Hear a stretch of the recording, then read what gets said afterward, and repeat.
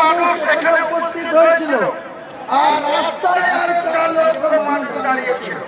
কি বর্ধমান, কি নদিয়া, কি উত্তর 24 পরগনা, দক্ষিণ 24 পরগনা, হাওড়া, উত্তর দিনাজপুর, মালদা, বীরভূম, বিভিন্ন জায়গায় আমার কাছে খবর ছিল যে রাস্তায় তারা আটকে দিয়েছে, পুলিশ কোথাও আটকেছে, পুলিশ কোথাও ভুল পথে পরিচালিত করেছে যে এই দিকে যাওয়া হবে না, অন্য দিক দিয়ে কনভার্ট করেছে। এত কিছু অসহযোগিতা করার পরেও আমরা 4 লক্ষ মানুষের উপস্থিতিতে রাস্তায় 4 লক্ষ লোক দাঁড়িয়েছিল।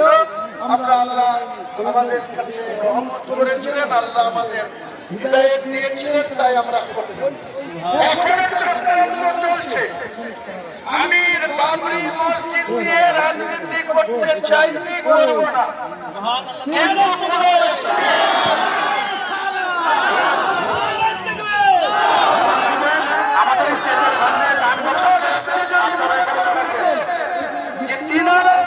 রাজনীতি করব, আমি প্রস্তুত আছি তাদের মোকাবেলা করার জন্য। আমি তাই মুসলমান ভাইদের বলছি, 34 বছরের একটা সরকারকে মুসলমানরা ভোট দিয়ে নির্বাচিত করেছিল। 14 বছরের একটা সরকারকে মুসলমানরা ভোট দিয়ে নির্বাচিত রেখেছে। সেই সরকারের আধিকারিকরা, সেই সরকারের মসজিদ করতে বাধা দেবে, আপনারা আবার সেই সরকারকে ভোট দেবেন?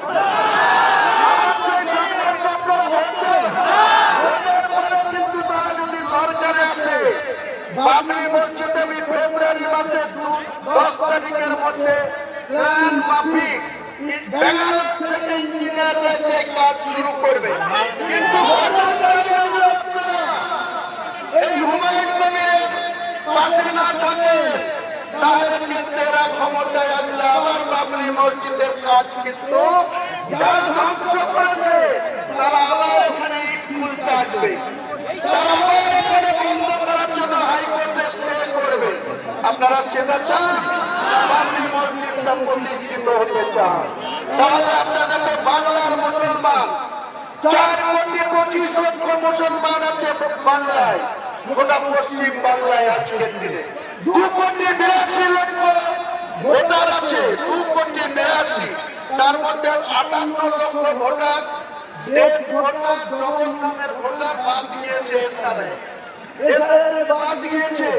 তারপরে কিন্তু আবার 1/1/26 থেকে 1 মাস ব্যাপী 6 নম্বর ড্রপ করে যাদের 18 বছর পূর্ণ হবে, আবার দেখবেন আরো 30 লাখ ভোটার বাংলায় তৈরি হয়ে যাবে, নাম তাদের এসে যাবে। আপনাদেরকে আমি আমার ব্যক্তিগত স্বার্থের জন্য বলবো না, কিন্তু বাবরি মসজিদটা আজকের দিনে ভারতবর্ষ নয়, রেজভি সাহেব বলছিলেন পাশের বাংলাদেশ 20 কোটি মানুষ বাস করে, তার মধ্যে 2 কোটি অমুসলিম হিন্দু ভাইরা, 18 কোটি মুসলমান, 15 কোটি মুসলমান দোয়া করছে বাবরি মসজিদের জন্য। 15 কোটি মুসলমান, আর ভারতবর্ষের 40 কোটি মানুষের ভিতরে 2-4 কোটি বাদ দিলে যারা আজকে সমালোচনা করছে, বাবরি মসজিদ যখন হয়ে যাবে তারাও দেখবেন এখানে নামাজ পড়তে আসবে। আমি তাদেরকে আল্লাহ নিশ্চয়ই হিদায়াত দেবে এবং নিশ্চয়ই এই বাবরি মসজিদে তারাও একদিন জুম্মার নামাজ পড়তে আসবে, তাহলে 5 ওয়াক্তের নামাজ পড়তে আসবে। এটাই আমার বলা। আমরা রাজনীতি ধর্ম নিয়ে করতে চাই না, কিন্তু ভারতবর্ষ যারা চালাচ্ছে তারা তো ধর্ম নিয়ে রাজনীতিতে বসে আছে। রাম মন্দির করার সময় তারা টিকিট তুলেনি, আমাদের এই এলাকা থেকে একটা একটা করে শিলা পুজোর ইট নিয়ে লক্ষ্যতে যায়নি, অযোধ্যায় যায়নি। আপনারা দেখেননি? সেটার মধ্যে কি রাজনীতি ছিল না? সেটার মধ্যে রাজনীতি ছিল না। আজকে আমাদের সমালোচনা করা হচ্ছে যে মসজিদের নামে আমরা রাজনীতি করছি। তুমি বাধা দিলে 100 বার, রাজনীতি দিয়েই তোমার বাধার মোকাবেলা করবো আমরা, 100 বার মোকাবেলা করবো। একজন মুসলিম আক্রান্ত হলে তার পাশে দাঁড়ানো আমাদের কোরআন বলেছে, শেষ নবী সাহেব বলেছে। রিজভি সাহেবরা প্রতিদিন 3 ঘন্টা 4 ঘন্টা করে নিজের রক্ত পানি করে ওয়াজ নসিহত করে মুসলিম সমাজকে নিজের পায়ে দাঁড়ানো, হালাল রুটি খাওয়া, হারাম থেকে বিরত থাকার জন্য প্রতিনিয়ত বলছে। আমরা কিছু কিছু লোক এখনো সেসব এক কান দিয়ে শুনি আর এক কান দিয়ে বের করে দিই। এটা মুসলমান সমাজকে আরো বেশি নিজের মানে কি বলবো সংযত এবং ইমান মেনে চলা, ইমানকে মেনে চলা, কোরআনকে সম্মান করা, এটা প্রত্যেক মুসলমানের উচিত বা কর্তব্য। তাই আমি বেশি কিছু বলবো না, শুধু আজকের এই জুম্মার নামাজ সুস্থভাবে যাতে হয়।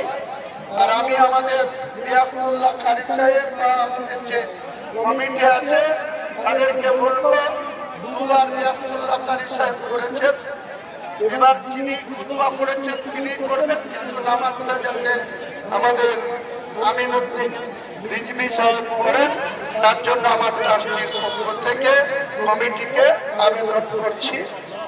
নিশ্চয়ই টাইম হলে আমাদের আজানও হবে, আমাদের জুম্মার নামাজ শুরু হবে। সবাই সুস্থভাবে নামাজের জায়গায় চলে যান, আস্তে আস্তে চলে যান। 11:48 বাজছে, যখনই 12টা পরেই আজানের টাইম হবে, আজান হয়ে যাবে এবং নিশ্চয়ই ইনশাআল্লাহ আমরা মুসলিমদের আদব কায়দা এবং নবী সাহেবের সুন্নাত মেনে, কোরআন হাদিস মেনে আমরা মুসলমান, আমরা যেন সবাই কবরে যাওয়ার কথা ভাবি, কবরের আযাব থেকে মুক্তি কিভাবে পাবো এবং কিভাবে আমরা জান্নাতবাসী হব সেদিকে সকলকে লক্ষ্য রাখার জন্য আমার আবেদন করছি। আসসালামু আলাইকুম।